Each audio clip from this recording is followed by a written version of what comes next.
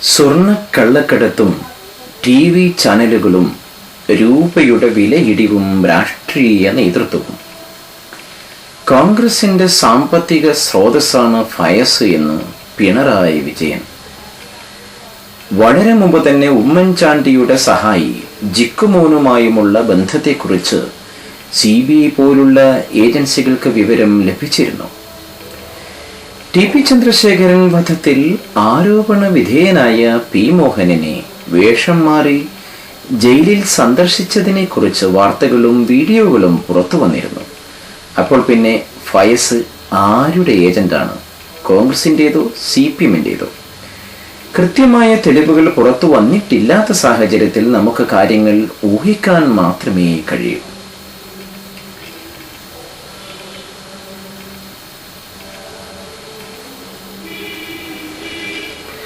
അവസാനം പുറത്തു വന്ന ചിത്രത്തിൽ ഫയസും MM ഹസനും രമേശ് ചെന്നിത്തലയും ഒരുമിച്ചിരിക്കുന്ന കാഴ്ചയാണുള്ളത്. MM ഹസൻ ഇപ്പോൾ കോൺഗ്രസിന്റെ TV ചാനലിന്റെ ചുമതല വഹിക്കുകയാണ്. വിവാദ വിഷയമായ ഒടുവിലത്തെ ഫോട്ടോ 2007-ലേതാണെന്നാണ് സൂചന. 2009-ഓടെ കോൺഗ്രസ് TV ചാനൽ പ്രവർത്തനം തുടങ്ങിയിരുന്നല്ലോ. ഏതായാലും ഈ ചാനലുകളുടെ പ്രവർത്തനത്തിന് ഫയസിനെ പോലുള്ള കള്ളക്കടത്ത് പ്രതികൾക്ക് നേരിട്ട് ബന്ധമുണ്ടോ എന്നതിന് നമുക്ക് തെളിവുകളൊന്നുമില്ല. ഫയസും TV ചാനലുകളുമായി എന്താണ് ബന്ധമെന്ന് സംശയിച്ചാൽ ഒരേയൊരു സാധ്യത സ്വർണമാണ്. കേരളത്തിലെ TV ചാനലുകളെ, പ്രത്യേകിച്ച് പാർട്ടി ചാനലുകളെ നിലനിർത്തുന്നത് സ്വർണ്ണ പരസ്യങ്ങളാണ്.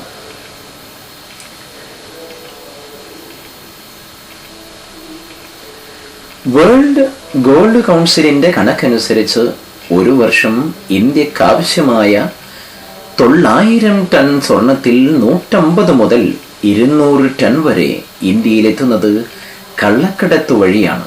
അതിൽ വലിയൊരു വിഭാഗവും കേരളത്തിലേക്കാണ് എത്തുന്നത്. ചുരുക്കത്തിൽ സ്വർണ്ണക്കള്ളക്കടത്തില്ലെങ്കിൽ നമ്മുടെ നാട്ടിലെ പ്രശസ്തമായ വൻ ജ്വല്ലറികളിൽ ചിലതെങ്കിലും പൂട്ടിപ്പോകും.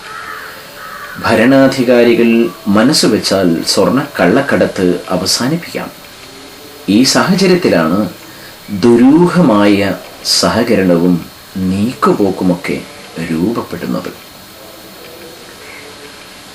ഇടപാടുകളിൽ പണം നേതാക്കൾക്ക് നേരിട്ട് കൊടുക്കണമെന്നില്ല. പാർട്ടി ചാനലിന് പരസ്യം കൊടുത്താൽ മതി.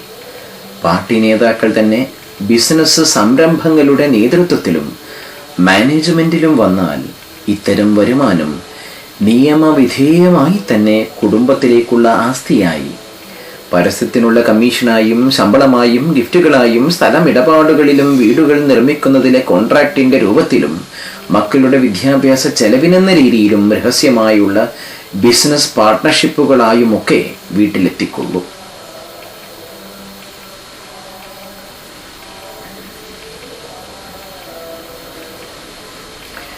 ചാനലുകൾ സ്വന്തം ഗ്രൂപ്പിന്റെ കയ്യിൽ വച്ചാൽ പാർട്ടിക്കകത്തെ നീതിമാന്മാരെ ഒതുക്കാൻ ഉപയോഗിക്കാം.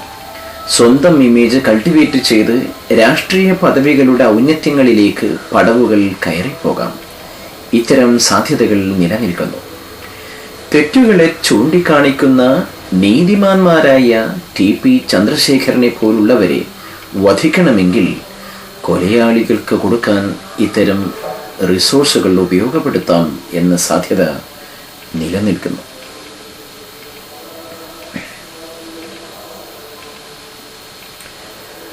ആരെങ്കിലും നന്നായിക്കോട്ടെ, നിങ്ങൾ എന്തിനാണ് അസൂയപ്പെടുന്നത് എന്ന് ചോദിക്കുന്നവരുണ്ട്.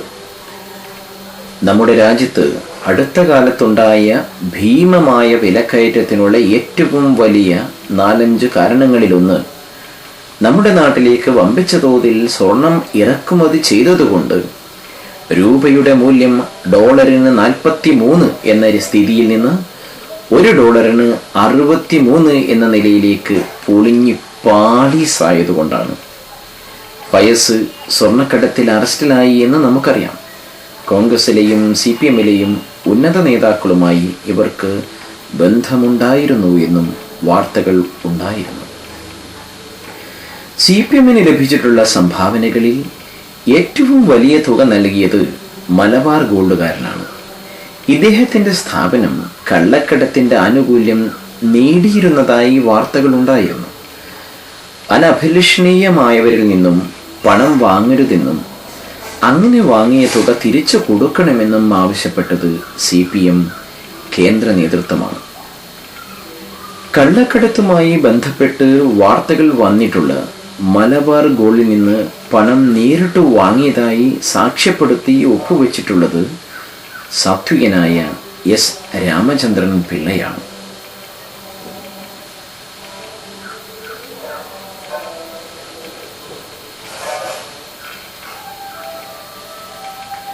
കോൺഗ്രസുകാർ ഇന്ത്യയിലെ കുത്തക കമ്പനികളിൽ നിന്നും അഭിലഷണീയമായ രീതിയിൽ കാശുണ്ടാക്കുന്നവരിൽ നിന്നും പണം പറ്റി പ്രവർത്തിക്കുന്ന മുതലാളിത്ത പാർട്ടിയാണ്. ഇവരുടെ ചൂഷണങ്ങളിൽ നിന്ന് സാധാരണക്കാരെ രക്ഷിക്കാൻ രൂപീകരിച്ച പാർട്ടിയാണ് CPM. ഇത്തരം അനഭിലഷണീയ വ്യവസായികളുമായി അവിശുദ്ധ ബന്ധങ്ങളിൽ ഏർപ്പെടുമ്പോൾ തകർന്നു പോകുന്നത് TP ചന്ദ്രശേഖരനെ പോലെയുള്ള ധീരരുടെ ഉദാത്ത ജീവൻ മാത്രമല്ല, സ്വർണ്ണക്കടത്തു കാരണം തകർന്നു പോകുന്നത് ഈ രാജ്യത്തിൻ്റെ സമ്പദ് വ്യവസ്ഥയും ലക്ഷക്കണക്കിന് നിരാലംബ ജീവിതങ്ങളും കൂടിയാണ്. പാർട്ടി സ്വന്തം ചാനൽ നടത്തുന്നത് തെറ്റല്ല. പക്ഷേ പാർട്ടി ചാനലിൻ്റെ നടത്തിപ്പിന് വേണ്ടി സമാന്തര സമ്പദ് വ്യവസ്ഥ സൃഷ്ടിക്കുന്നവരുമായി ഒത്തുകളിക്കുന്നത് കുറ്റകൃത്യമാണ്. അത്തരം സംശയങ്ങൾ നിലനിൽക്കുന്നു.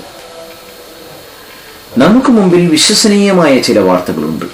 എന്നാൽ ഇത്തരം കാര്യങ്ങളുമായി നേരിട്ട് ബന്ധപ്പെടുന്ന നേതാക്കൾ ആരാണെന്ന് അന്വേഷിക്കേണ്ടിയിരിക്കുന്നു. അതുകൊണ്ടാവാം സഖാവ് VS അച്യുതാനന്ദൻ ഇത്തരം കാര്യങ്ങൾ അന്വേഷിക്കണമെന്ന് കത്തെഴുതിയത്. അതുകൊണ്ടു തന്നെയാകുമോ അഭിവന്ദ്യനായ S. രാമചന്ദ്രൻ പിള്ള ഇത്തരമൊരു അന്വേഷണത്തെ എതിർക്കുന്നതും?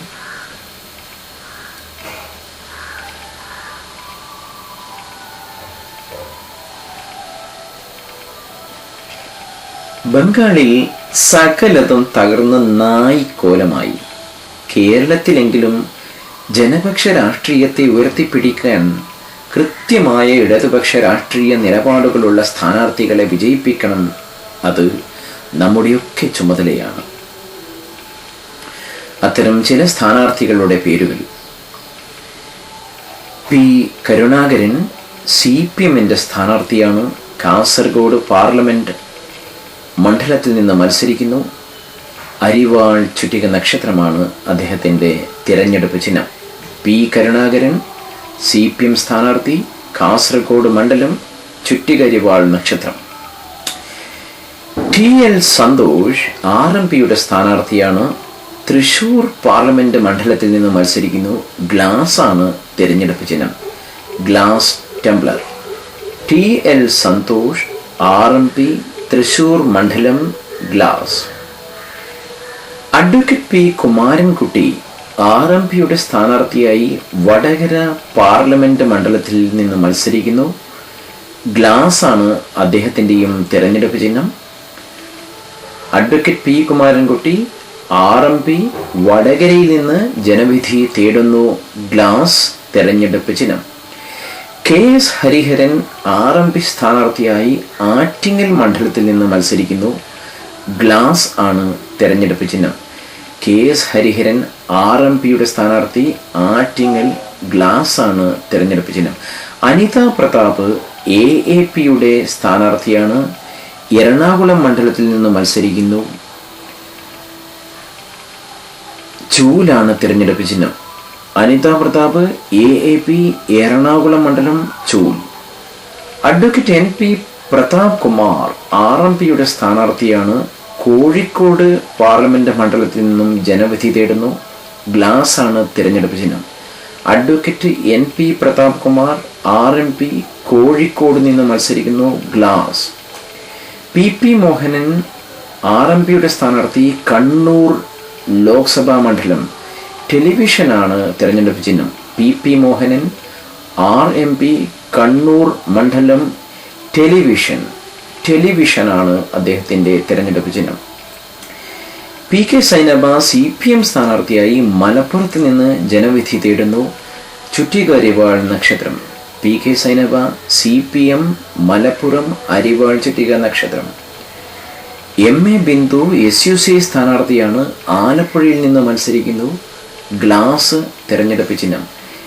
MA ബിന്ദു SUC സ്ഥാനാർത്ഥി, ആലപ്പുഴ ഗ്ലാസ്. KK ഭാസ്കരൻ സ്വതന്ത്രനായി കൊല്ലം പാർലമെന്റ് മണ്ഡലത്തിൽ നിന്ന് മത്സരിക്കുന്നു.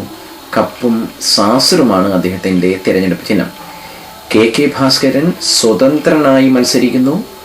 കൊല്ലം പാർലമെന്റ് മണ്ഡലം, കപ്പും സാസറും. സത്യൻ മൊകേരി CPI സ്ഥാനാർത്ഥി, വയനാട് പാർലമെന്റ് മണ്ഡലത്തിൽ നിന്ന് മത്സരിക്കുന്നു.